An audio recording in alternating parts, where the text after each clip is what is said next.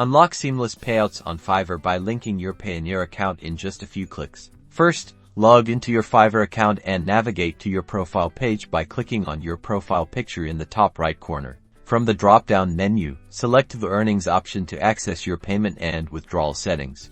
On the Earnings page, you'll see various options for withdrawing your funds. Look for the section related to adding or managing payment methods. Click on the option to add a new withdrawal method. You'll then be presented with choices, and you should select the option to link a Payoneer account or bank transfer.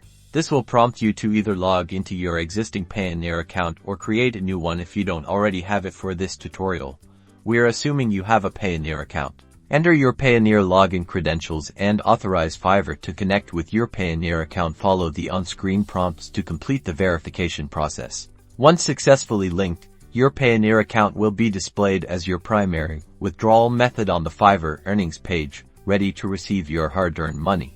Now, any future withdrawals you initiate will be sent directly to your linked Payoneer account, ensuring swift and secure transactions for your freelance income.